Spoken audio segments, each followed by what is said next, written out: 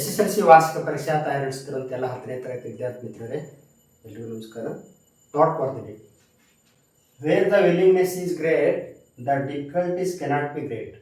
ನಿಮ್ಮ ಮನಸ್ಸಿನ ಶಕ್ತಿ, ನಿಮ್ಮ ವಿಲ್ ಪವರ್ ತುಂಬ ಸ್ಟ್ರಾಂಗ್ ಆಗಿದ್ರೆ the difficulties cannot be great. ಎಂಥ ದೊಡ್ಡ ಸವಾಲಿದ್ರೂ ಕೂಡ, ಎಂಥ ದೊಡ್ಡ ಸಮಸ್ಯೆ ಇದ್ರೂ ಕೂಡ ಅದು ಸಣ್ಣದಾಗಿ ಕಾಣ್ತದೆ. ಅದಕ್ಕೆ ನಾವು ನೋಡುವಂಥ ದೃಷ್ಟಿಕೋನದ ಮೇಲೆ ಸಮಸ್ಯೆ ದೊಡ್ಡದು ಸಣ್ಣದು ಅಂತೇಳಿ ಕಾಣುತ್ತೆ.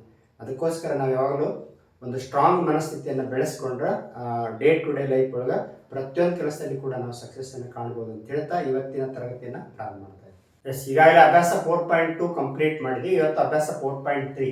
ಇದರೊಳಗೆ ನಾವು ಒಂದು ವರ್ಗ ಸಮೀಕರಣದ ಮೂಲಗಳ ಸ್ವಭಾವದ ಬಗ್ಗೆ ಚರ್ಚೆ ಮಾಡ್ತಾ ಇದ್ವಿ. ಅಭ್ಯಾಸ 4.3ದಲ್ಲಿರೋ ಸಮಸ್ಯೆ ಬಳಸೋಕ್ಕಿಂತ ಪೂರ್ವದಲ್ಲಿ ಒಂದು 3 ಪಾಯಿಂಟ್ಸ್ ಇದಾವೆ. ಮೇನ್ ಆಗಿ a² + bx + c = 0 ವರ್ಗ ಸಮೀಕರಣವು b² - 4ac ಬೆಲೆ 0ಗಿಂತ ದೊಡ್ಡದಿದ್ದಾಗ, b² - 4ac > 0 ಆದರೆ ಎರಡು ಭಿನ್ನವಾದ ವಾಸ್ತವ ಮೂಲಗಳನ್ನು ಹೊಂದಿರ್ತದೆ ವರ್ಗ ಸಮೀಕರಣ. ಅಂದರೆ ವರ್ಗ ಸಮೀಕರಣ ಈಗಾಗಲೇ ನಮ್ಗೆ ಗೊತ್ತಿರೋ ಹಾಗೆ ಎರಡು ಮೂಲಗಳನ್ನು ಹೊಂದಿರ್ತೈತಿ. b² - 4ac ಬೆಲೆ 0ಗಿಂತ ದೊಡ್ಡದಿದ್ರೆ ವಾಸ್ತವ ಮತ್ತು ಭಿನ್ನ ಇರ್ತಾವೆ ಬೆಲೆಗಳು. ಅಂದರೆ ಅವೆರಡು ರಿಯಲ್ ನಂಬರ್ಸ್ ಆಗಿರ್ತಾವೆ, ಡಿಫ್ರೆಂಟ್ ಆಗಿರ್ತಾವೆ. ಇದೊಂದು ಮೂಲ ಬೆಲೆ, ಇದೊಂದು ಮೂಲ ಬೆಲೆ ಇರ್ತದೆ. ನೆಕ್ಸ್ಟ್ b² - 4ac = 0 ಅಂದ್ರೆ ಶೋಧಕದ ಬೆಲೆ 0ಗೆ ಸಮ ಇದ್ದಾಗ ಎರಡು ಸಮನಾದ ವಾಸ್ತವ ಮೂಲಗಳನ್ನು ಹೊಂದಿರ್ತಾವೆ. ಅಂದರೆ ಎರಡೂ ಬೆಲೆ ಸಮ ಬರ್ತಾವೆ. ಈಗ ಅಪವರ್ತನ ವಿಧಾನದಿಂದ ಬಿಡಿಸ್ಬೇಕಾದ್ರೆ ಹೇಳಿದ್ವಲ್ಲ, x ಬೆಲೆ 2 ಬರ್ತಾವಲ್ಲ, ಆ ಎರಡು ಸಮ ಬಂದಿರ್ತಾವೆ. ಅದು ವಾಸ್ತವ ಮತ್ತು ಸಮ. ಥರ್ಡ್ ಕಂಡೀಷನ್ b² - 4ac < 0 ಅಂದ್ರೆ ಶೋಧಕದ ಬೆಲೆ 0ಗಿಂತ ಚಿಕ್ಕದಿದ್ದಾಗ ಯಾವುದೇ ವಾಸ್ತವ ಮೂಲಗಳನ್ನು ಹೊಂದಿರೋದಿಲ್ಲ. ಅಂದರೆ ಯಾವುದೇ ರಿಯಲ್ ನಂಬರ್ಸ್ ಇರೋದಿಲ್ಲ, ಊಹಾ ಸಂಖ್ಯೆಗಳು. ಅಂದ್ರೆ ಮೈನಸ್ ಒಳಗೆಲ್ಲ ಬರ್ತಾವಲ್ಲ, ಯಾವುದೇ ವಾಸ್ತವ ಮೂಲಗಳನ್ನ ಹೊಂದಿರೋದಿಲ್ಲ. ಈಗ ಅಭ್ಯಾಸ 4.3 ಫಸ್ಟ್ ಮೇನ್ನಲ್ಲಿರುವಂಥ ಪ್ರಾಬ್ಲಮ್ಸ್. ಕೆಳಗಿನ ವರ್ಗ ಸಮೀಕರಣ ಮೂಲಗಳ ಸ್ವಭಾವವನ್ನು ವಿವೇಚಿಸಿ ಅವು ವಾಸ್ತವ ಮೂಲಗಳಾಗಿದ್ದರೆ ಅವುಗಳನ್ನು ಕಂಡುಹಿಡಿಯಿರಿ. ಫಸ್ಟ್ ನಾವು ಕೊಟ್ಟಿರೋ ವರ್ಗ ಸಮೀಕರಣವನ್ನು ಆದರ್ಶ ರೂಪದಲ್ಲಿ ಐತಿಲ್ಲ ಚೆಕ್ ಮಾಡಬೇಕು. ಆದರ್ಶ ರೂಪ ಅಂದ್ರೆ ಚರಾಕ್ಷರಗಳ ಘಾತಾಂಕ ಇಳಿಕೆ ಕ್ರಮದಾಗ ಬರೀಬೇಕು ಫಸ್ಟ್. ನೆಕ್ಸ್ಟ್ ಬಲಭಾಗ 0ಗೆ ಸಮ ಇರಬೇಕು. ಈಗ ಆದರ್ಶ ರೂಪದಾಗ ಐತಿ. ಫಸ್ಟ್ ವೆರಿ ನೆಕ್ಸ್ಟ್ ಸ್ಟೆಪ್ ಏನಂದ್ರೆ ಕೊಟ್ಟಿರೋ ವರ್ಗ ಸಮೀಕರಣ ಆದರ್ಶ ರೂಪ ಐತಲ್ಲ, ಯಾವುದು ax² + bx + c = 0. ಈ ವರ್ಗ ಸಮೀಕರಣದ ಆದರ್ಶ ರೂಪಕ್ಕೆ ಹೋಲಿಸಿ a ಬೆಲೆ ಎಷ್ಟು, b ಬೆಲೆ ಎಷ್ಟು, c ಬೆಲೆ ಎಷ್ಟು ಬರ್ಕೋದು. a ಬೆಲೆ ಅಂದ್ರೆ x² ದ ಸಗುಣಕ, b ಬೆಲೆ ಅಂದ್ರೆ x ದ ಸಗುಣಕ, c ಅಂದ್ರೆ ಸ್ಥಿರಾಂಕ ಕಾನ್ಸ್ಟೆಂಟ್. ಹೋಲಿಕೆ ಮಾಡಿದಾಗ ಏನಾಗುತ್ತಂದ್ರೆ a ಬೆಲೆ 2, b ಬೆಲೆ -3 ಚಿಹ್ನೆ ಸಮೇತ ಬರ್ಕೋಬೇಕು, c ಬೆಲೆ 5. ಈ ಥರ ಬರ್ಕೊಂಡಾದ್ಮೇಲೆ ಶೋಧಕದ ಬೆಲೆ ಕಂಡುಹಿಡಿಬೇಕು. ನಾವು ಶೋಧಕ ಡೆಲ್ಟಾ ಅಂತ ಕರಿತೇವೆ. ನಾವು ಶೋಧಕ = b² - 4ac ಇದ್ರ ಬೆಲೆ ಕಂಡುಹಿಡಿಬೇಕು.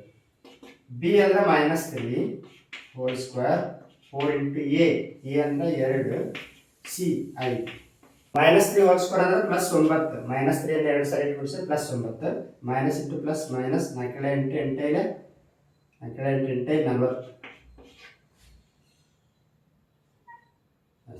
40 ಕಳೆದ್ರೆ -31.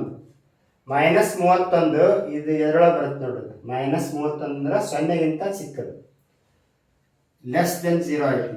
< 0 ಆದರೆ ಏನಾಗುತ್ತೆ, ಯಾವುದೇ ವಾಸ್ತವ ಮೂಲಗಳನ್ನು ಹೊಂದಿರೋದಿಲ್ಲ. ಈ ವರ್ಗ ಸಮೀಕರಣವು ಯಾವುದೇ ವಾಸ್ತವ ಮೂಲಗಳನ್ನು ಹೊಂದಿಲ್ಲ. Second problem 3x² - 4 × √3x + 4 = 0.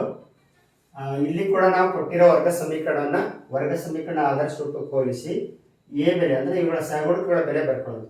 x² the ಸಗುಣಕ, x the ಸಗುಣಕ, ಸ್ಥಿರಾಂಕ. a ಅಂದ್ರೆ ಎಷ್ಟೈತಿ, 3 ಐತಿ. b ಅಂದ್ರೆ x ಬಿಟ್ಟು ಪೂರ್ತಿ ಬರ್ಕೋಬೇಕು. x ಅನ್ನು ಹೊರತುಪಡಿಸಿ ಪೂರ್ತಿ ಅಂದ್ರೆ -4 × √3 ಮೈನಸ್ ಸಮೇತ. c 4 ಐತಿ. ಶೋಧಕದ ಬೆಲೆ ಕಂಡುಹಿಡಿಯೋಣ. b² ಅಂದ್ರೆ -4 √3 2, 4 × a ಅಂದ್ರೆ 3, c ಅಂದ್ರೆ 4. ಸುಲಭೀಕರಿಸೋಣ. ಈ -4 √3 ಅನ್ನ 2 ಸಾರಿ ಗುಣಿಸ್ಬೇಕು.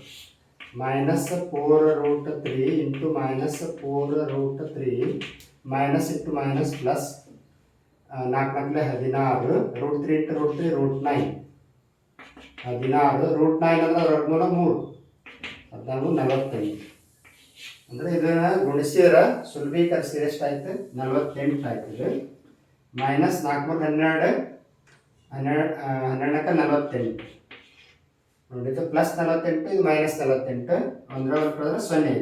ಶೋಧಕದ ಬೆಲೆ 0 ಆಗ್ತಂದ್ರೆ ಏನಂತ b² ಮೈನಸ್ 4ac ಬೆಲೆ 0 ಆಯ್ತು. 0 ಆದ್ರೆ ಏನಾಯ್ತು, ಈ ವರ್ಗ ಸಮೀಕರಣವು ವಾಸ್ತವ ಮತ್ತು ಸಮನಾದ ಎರಡು ಮೂಲಗಳನ್ನು ಹೊಂದಿದೆ. ಇಷ್ಟು ಮಾಡಿ ನೋಡಿ. Third one 2x² minus 6x plus 3 is equal to 0. ಇಲ್ಲಿ x² ಸಗುಣಕ 2 ಅಂದರೆ a ಬೆಲೆ 2, b ಬೆಲೆ -6, c ಬೆಲೆ +3. ಶೋಧಕದ ಬೆಲೆ ಕಂಡುಹಿಡಿಯೋಣ. b ಇದ್ದರೆ -6 ಹೋಲ್ ಸ್ಕ್ವೇರ್ 4 ಇಂಟು a ಅಂದರೆ 2, c 3. ಶುದ್ಧೀಕರಣ -6 ಅನ್ನು 2 ಸಲ ಗುಣಿಸಿದ್ರೆ +36, ಮೈನಸ್ ಇಂಟು ಪ್ಲಸ್ ಮೈನಸ್ 4 8 8 3 24. ಇದು +36, ಇದು -24. 36 24 ಕಳೆದ್ರೆ +12. +12 ಅಂದರೆ ಇದು ಶೋಧಕದ ಬೆಲೆ ಗ್ರೇಟರ್ ದೆನ್ 0 ಆಗ್ತದೆ, 0ಗಿಂತ ದೊಡ್ಡದಾಯ್ತು. 0ಗಿಂತ ದೊಡ್ಡದಾದ್ರೆ ಭಿನ್ನವಾದ ವಾಸ್ತವ ಮೂಲಗಳು ವಾಸ್ತವ ಮತ್ತು ಭಿನ್ನ.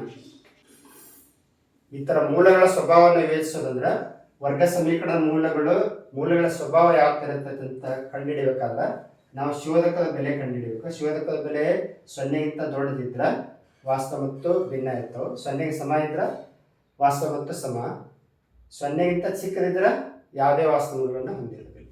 ಸೆಕೆಂಡ್ ಮೇನ್ದಲ್ಲಿರೋ ಪ್ರಾಬ್ಲಮ್, ಕೆಳಗಿನ ಪ್ರತಿಯೊಂದು ವರ್ಗ ಸಮೀಕರಣವು ಸಮನಾದ ಎರಡು ಮೂಲಗಳನ್ನು ಹೊಂದಿದ್ದರೆ k ಯ ಬೆಲೆಯನ್ನು ಕಂಡುಹಿಡಿಯಿರಿ.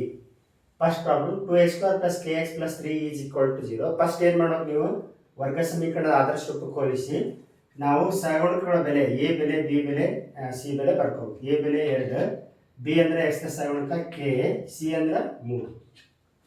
ಈಗಾಗಲೇ ಅವರು ಸಮನಾದ ಮೂಲಗಳನ್ನು ಹೊಂದೈತೆ ಅಂತ ತಿಳಿದಿರ್ತಾರೆ.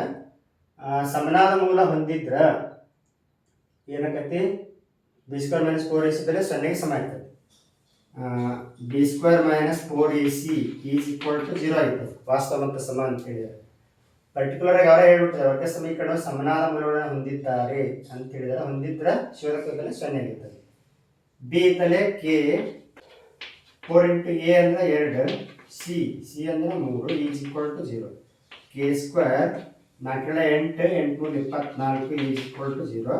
-24 ಒಳಗಡೆ ಕಳಿಸಿ ಏನಾಗತ್ತೆ +24 ಆಗ್ತದೆ. k² ಈಸ್ ಈಕ್ವಲ್ ಟು ಈ ಸ್ಕ್ವೇರ್ ತೆಗೆದ್ರೆ ಏನಾಗತ್ತೆ ಬಲಭಾಗಕ್ಕೆ ಸ್ಕ್ವೇರ್ ರೂಟ್ ಬರ್ತದೆ, ಅಂದರೆ 24ರ ವರ್ಗಮೂಲ ಎಷ್ಟಂತ. ಇದು ಕಂಪ್ಲೀಟ್ ಒಂದು ಪೂರ್ಣವರ್ಗ ಸಂಖ್ಯೆ ಅಲ್ಲ, ಹಾಗಾಗಿ ನಾವು ಅದನ್ನು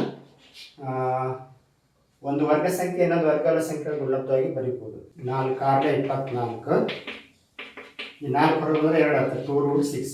ಅಂದರೆ k ಬೆಲೆ +2√6 ಅಥವಾ -2√6. Second one kx into x minus 2 plus 6 is equal to 0. ಮೊದಲು ಇದನ್ನು ಗುಣಾಕಾರ ಮಾಡಿ ವರ್ಗ ಸಮೀಕರಣ ಆದರ್ಶ ರೂಪಕ್ಕೆ ಕನ್ವರ್ಟ್ ಮಾಡೋಣ. kx into x kx² plus into minus minus kx into 2kx plus 6 is equal to 0. ಇಲ್ಲಿ ನೀವು ಸರಳಕ ಬರೀಬೇಕಾದ್ರೆ ಸ್ವಲ್ಪ ಕೇರ್ಫುಲ್ ಆಗಿರ್ಬೇಕು. a ಬೆಲೆ ಅಂದ್ರೆ x² ದ ಸಗುಣಕ k, b ಬೆಲೆ ಅಂದ್ರೆ x ದ ಸಗುಣಕ, ಬರೀ ಎರಡು ಅಷ್ಟ ಬರ್ಕೊತಾರೆ ನೀವು, ತಪ್ಪು ಮಾಡೋದಿಲ್ಲ. x ಬಿಟ್ಟು ಹುಡುಕಿದ್ದೆಲ್ಲ ಬರ್ಕೋಬೇಕು, -2k. c ಬೆಲೆ ಅಂದ್ರೆ +r. ಈಗ ಸಮನಾದ ಮೂಲಗಳನ್ನು ಹೊಂದಿದ್ದಾಗ ಶೋಧಕದ ಬೆಲೆ 0 ಆಗಿರ್ತದೆ. b² minus 4ac is equal to 0.